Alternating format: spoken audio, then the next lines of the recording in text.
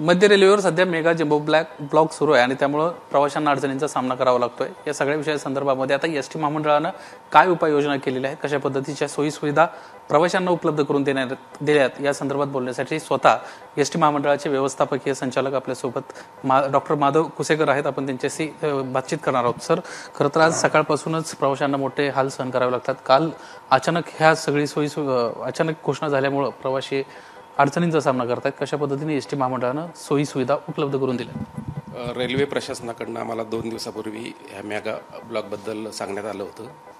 त्या अनुषंगाने आम्ही आमचे जे डिव्हिजन ठाणे आणि मुंबई डिव्हिजनचा समावेश याच्यामध्ये होतो। तर त्याच्यामध्ये आम्ही मुंबई डिव्हिजनमधून 24 बसेसची आणि ठाणेमधून 26 बसेसची व्यवस्था केलेली आहे आणि ह्या बसेस सुरू झालेल्या आहेत। महत्त्वाची बाब अशी आहे की मध्य रेल्वेवर हा ब्लॉक आहे आणि ठाणे ते दादर येणारी प्रवासी संख्या मोठी आहे। अशी परिस्थिती असताना त्यात विकेंड आहे, त्यामुळे मोठ्या प्रमाणात बाहेर जाणाऱ्यांची संख्या देखील असते। अशा वेळी बाहेरच्या प्रवाशांसाठी काही सोयीसुविधा उपलब्ध केल्यात का? कारण 70 मेल एक्सप्रेस जे आहेत ते रद्द झाल्या। बरोबर, ज्या मेल रद्द झालेल्या आहेत त्याच्यासाठी आम्ही पुणे ते मुंबई आणि पुणे ते ठाणे अशा आम्ही बसेसची आमच्या ऑलरेडी बसेस तिकडे चालू आहेत, परंतु त्यात आणखी मागणी जर आली प्रवाशांकडनं कुठून आम्हाला माहिती कळेल तर आम्ही ताबडतोब बसेसची तिकडे व्यवस्था करण्याची तयारी ठेवलेली आहे। कोणकोणत्या स्थानकातून प्रामुख्यानं प्रवाशांना सोयी सुविधा उपलब्ध करून देण्यात आल्या? ठाण्याचं आपलं खोपट आणि वंदना स्टेशन आहे, तिथून पुण्याच्या शिवाजीनगर आणि ह्याला स्वारगेटला ती व्यवस्था केली जाईल।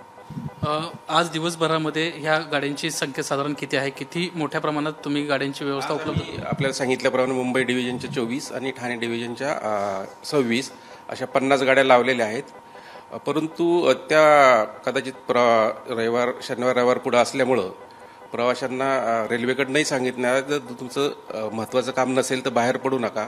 त्या अनुषंगाने असं दिसलं की त्याचा लोड फॅक्टर आमचा कमी आहे, प्रवाशात तितके बसेस खाली जात आहेत असं आम्हाला आढळून आलेलं आहे। तरी आम्ही व्यवस्था आणखी लागल्यास करण्याची तयारी आहे आमची।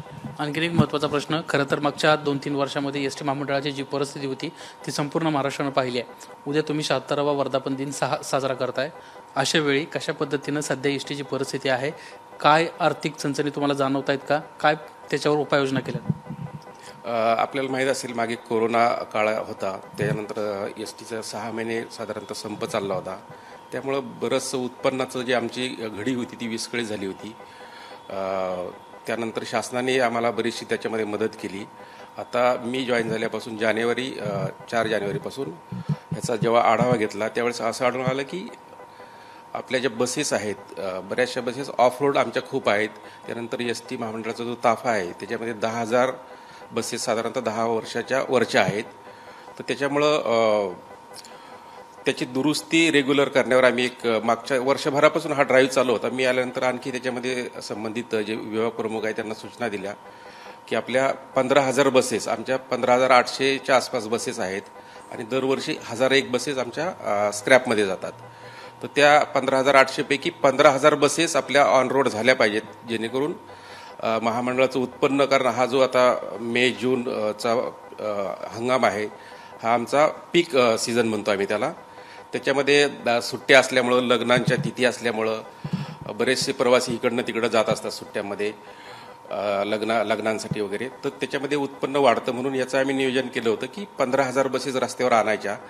त्यासाठी जे काम जे आवश्यक आहे त्याच्या दुरुस्तीचं असेल, रेग्युलर मेंटेनन्सचं असेल किंवा काही गाड्या बऱ्याच काळापासून ॲक्सिडेंट झालेल्या वगैरे होत्या, अशा त्या सगळ्यांवर आम्ही जास्तीत जास्त फोकस केला आणि 15,000 आमचं टार्गेट होतं। आम्ही 14,800 पर्यंत आम्ही ते अचीव्ह केलेलं आहे। आणि पूर्वी 12% ऑफ रोड गाड्या होत्या, म्हणजे 100 गाड्या असतील तर त्यातल्या 12 गाड्या आमच्या नादुरुस्त असायच्या वेगवेगळ्या कारणामुळे। ह्याच्यावर आम्ही काम करून 3% हे प्रमाण आणलेलं आहे।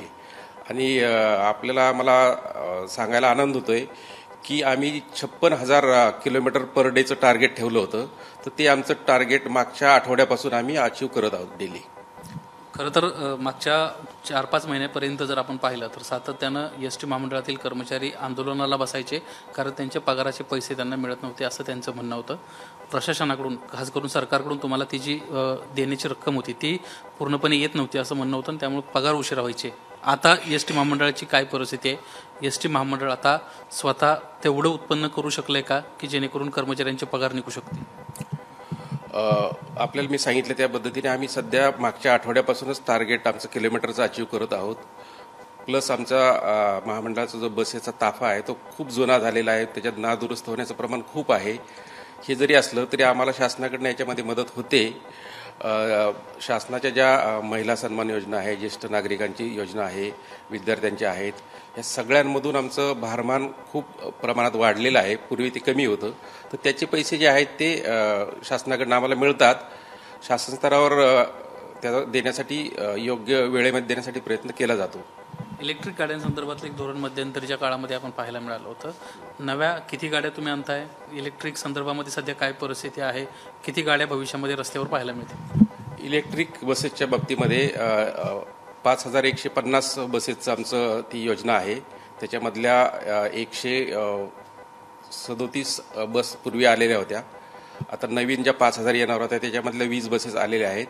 बाकीच्या बसेस त्याच्यामध्ये 9 मीटरची आणि 12 मीटरच्या अशा दोन आहेत प्रकार. तर त्यातल्या 9 मीटरच्या 20 आलेल्या आहेत आणि त्याचा प्रोटोटाईपही मंजूर झालेला आहे. 12 मीटरचाही आता आमच्या लोकांनी इन्स्पेक्शन केलेलं आहे, तेही झालेलं आहे. साधारणतः ऑगस्टपासून 12 मीटरच्या आणि 9 मीटरच्या बसेस रेग्युलर साधारणतः पहिल्या ऑगस्टपासून ह्याच्या 50 आणि 12 मीटरच्या 50 आणि 9 मीटरच्या 50 अशा बसेस मिळतील आम्हाला, असं त्यांनी आम्हाला त्यांचा कार्यक्रम दिलेला आहे. आमच्या लोकांनी पण जाऊन त्यांच्या कंपनीमध्ये त्यांचं पूर्ण तपासणी करून हे प्रोडक्शन आपल्याला व्यवस्थित करून वेळेवर मिळतील ह्याची पाहणी केलेली आहे. तर ऑगस्टपासून ह्या बसेस यायला सुरुवात होतील. शेवटचा प्रश्न, कर्मचाऱ्यांना काय तुम्ही दिलासा देणार आहात? आणि त्यामध्ये आणखीन एक उपप्रश्न की ज्यावेळेस आंदोलनं झालं होती त्यावेळेस ज्या कर्मचाऱ्यांवर गुन्हे दाखल होते त्यांना आता अडचणींचा सामना करावा लागतोय. खरं तर त्यावेळेसच आश्वासन देण्यात आलं होतं की आम्ही गुन्हे मागं घेऊ. सध्या नेमकी याची काय परिस्थिती? कर्मचाऱ्यांचं मी जॉईन झालो त्यावेळेस त्यांच्या बऱ्याचशा मागण्या होत्या, त्यांच्या छोट्या छोट्या मागण्या होत्या ॲक्च्युली. तर त्याच्यामध्ये सगळ्या त्याचा आढावा घेऊन त्यांचे बरेचसे प्रश्न आम्ही सोडवलेले आहेत. सध्या कर्मचाऱ्यांमध्ये खूप चांगलं वातावरण आहे महामंडळामध्ये. सर्व संघटनांनाही त्याची माहिती आहे, आपणही विचारू शकता. आम्ही त्यांचे बरेचसे प्रश्न म्हणजे महामंडळ माझ्या लेवलचे जे होते ते सोडलेले आहेत. काही त्यांचे थकबाकीचे जुने प्रश्न आहेत, तर त्याच्यामध्ये जशी महामंडळाची आर्थिक परिस्थिती सुधारेल तर त्यानुसार त्याच्यामध्ये त्यांची काही देणी वगैरे आहेत मागची ती आम्ही देऊ. आपण आता ह्या गुन्ह्यांचा हे केला तर माझ्या माहितीप्रमाणे सर्व त्यावेळेस जे गुन्हे मागं घेता येण्यासारखे होते ते सर्व घेतलेले आहेत. तरीसुद्धा आणखी काही त्यांची मागणी असेल त्याच्यामध्ये राहिली असतील तर तपासणी करून ते सुद्धा मागं घेण्याचं आम्ही निश्चितपणे हे करू. त्यांना धन्यवाद सर आमच्याशी बातचीत केल्याबद्दल. एकंदरीतच एस टी महामंडळाच्या व्यवस्थापकीय संचालकांना स्पष्ट केलेलं आहे की गुन्ह्यांच्या संदर्भामध्ये पुन्हा एकदा आम्ही आढावा घेऊ.